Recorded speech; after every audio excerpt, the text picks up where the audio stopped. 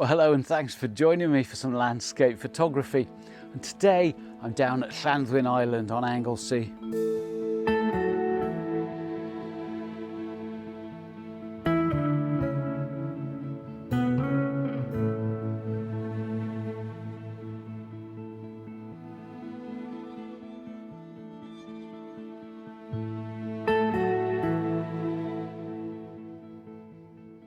Now, completely coincidentally, the last time I brought you down here was about this time last year in very similar conditions.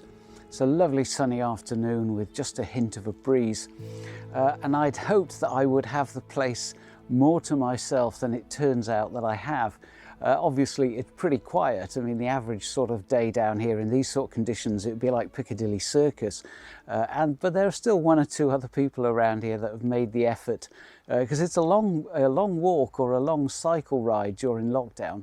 But I thought I would come anyway because I figured it's probably the last opportunity to have the place pretty quiet on a day like this. And today is really about exercise and getting out. I'm about 5 miles from home, so 10 miles on my bike. I think that's pretty good going.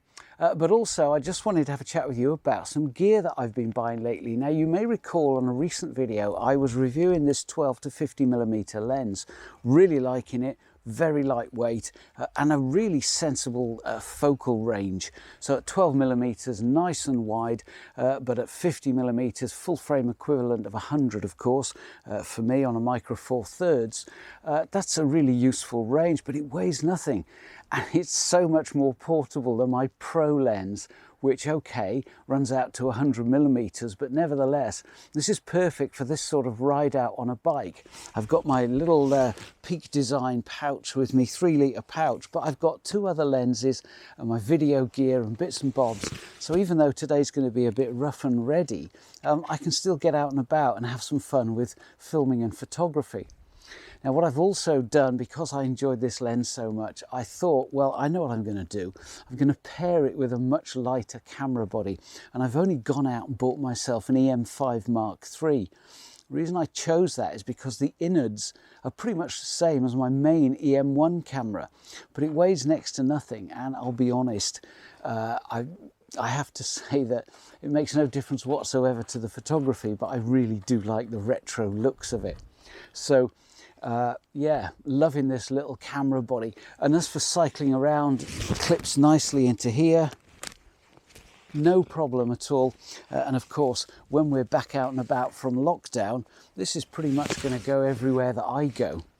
Another thing that I've treated myself to is a new ball head. This is a little cheap Amazon ball head, but as you can see, it's got a pan handle on it, which is really useful for the video work, because my use case for this camera is going to be when I'm in the mountains. This will be my main vlogging and video camera, because I'll still be carrying the EM1.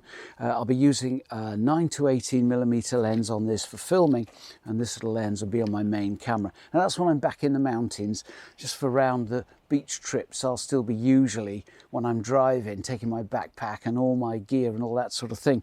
But this little ball head is really handy because it's not a fluid head and it's not a full pan tilt, but this little handle here does allow me to guide the ball head nice and smoothly when I'm using this for B-roll. And it was only about 20 quid and weighs next to nothing, so I'm really pleased with that as well. And on my lightweight second tripod, it fits in very nicely. So I'm going to have a mooch around here. It is still pretty quiet. You've probably seen a few people wandering around behind me, and I don't care. I'll talk to my camera anywhere. But there's still some photography to be had, I'm sure. And also certainly up in the forest with some nice light coming through, I noticed on the way down. So I may stop and grab a handheld or two.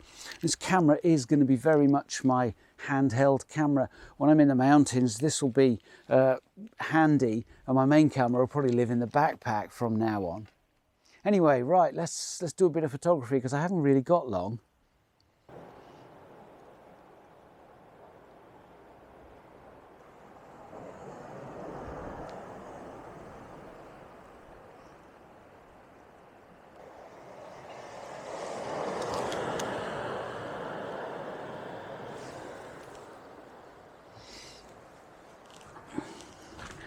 Well, I'm not going to lie, I'm really struggling with the light here.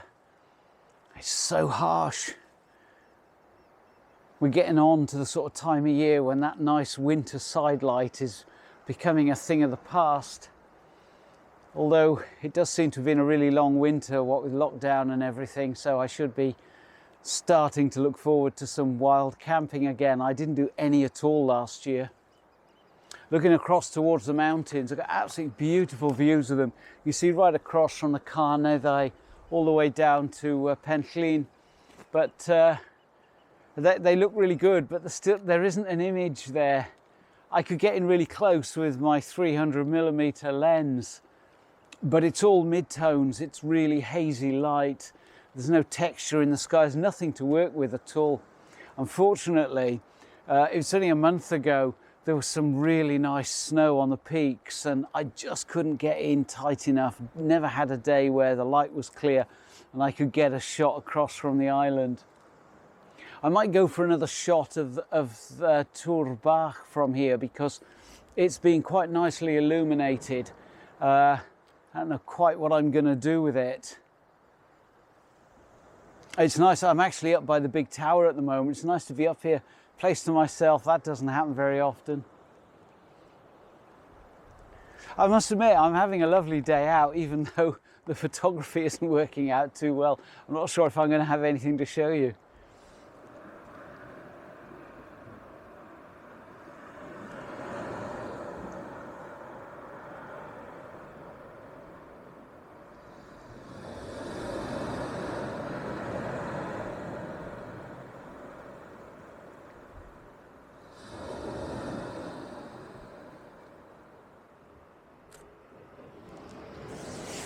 What I thought I might do is just try Panoramic from here, because I'm thinking that I could kind of button down a composition, see if it works, and then store that knowledge away for maybe a sunrise shot, because the sun usually comes out somewhere above the mountains over there, or even a sunset shot with projected light, because that can also work around here as well. So to keep my options open, but since I got the place to myself, I thought I might as well just have a go at that. And what I've done is I've got the little tower in the shot, and it's catching it's really bright white and catching the light. It's going to stick out like a sore thumb in this particular shot. But the sea is a lovely blue as well as a backdrop to it. Unfortunately, my lens isn't really fast enough to drop the background out.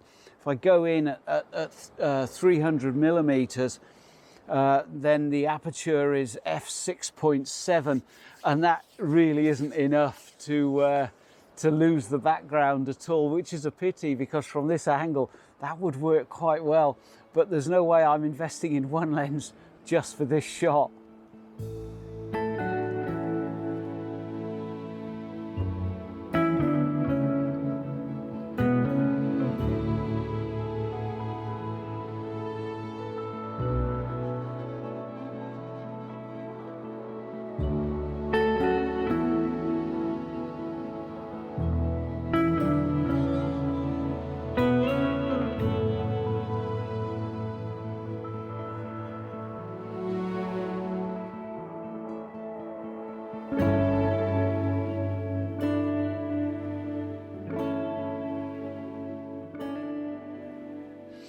Well, now, it's by no means the best conditions for landscape photography today. It's mid-afternoon, I've only got an hour in bright sunlight.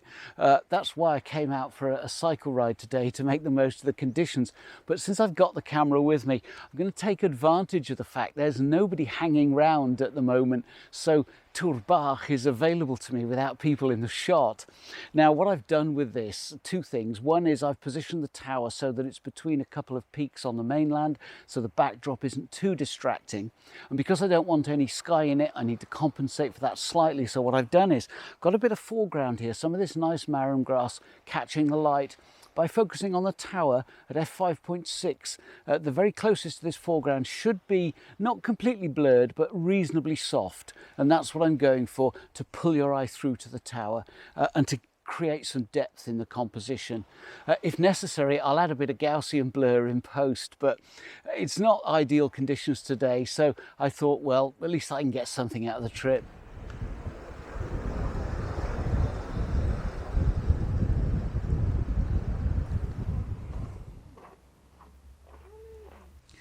Well, now in coming out today to talk about the EM5 mk3, I wasn't planning to review it, I wasn't planning to talk through its features or anything like that. There are countless videos out there in YouTube land that do that far better than I could, and anyway, I've got no interest in doing that sort of thing.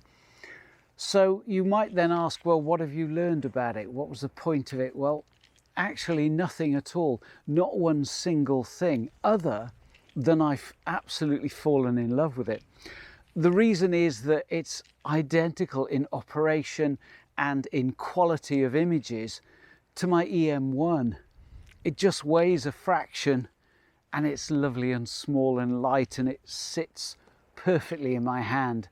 And that's important because it is going to be predominantly my handheld camera. The minute I can get back across there into those mountains, this is coming with me, and it may well be that there are times when this is the only stills camera that I bring with me. I've come out with my little Osmo Pocket today for video purposes, although some of the B-roll will be this. But in terms of traveling light, you know, I set out on my channel to travel light and kind of gradually got heavier and heavier. There will still be times when the full kit comes with me. Of course there will, because I still love my EM1. In fact, on the pubcast not too long ago, Darren asked me, because of the demise of Olympus, or the alleged demise of Olympus, in the event your camera crapped out, what would you do? And he was basically asking, who would I switch to? And it took me a nanosecond of thought, in other words, none at all, to say, well, really simple. I'd replace it like for like with something off the second-hand market. Now, I might upgrade to a Mark III, but frankly, if there's a good condition Mark II kicking around for, let's be fair, not much money at all, I'll be quite happy with it. 20 megapixels, great camera, great features, some really fantastic features, in fact, with regards to the long exposure stuff and the creative things that I like to do when I get the chance. So this does all of that as well, so happy days. Anyway, gonna leave it there for this one. I've been here an hour or so, I really do need to head off, and now I actually have got the place to myself, but everybody else has probably got a long walk because I haven't seen anybody else on bikes. So thank you so much for coming with me. I really hope you've enjoyed it, and if you have, why not subscribe now and join me next time. Cheers.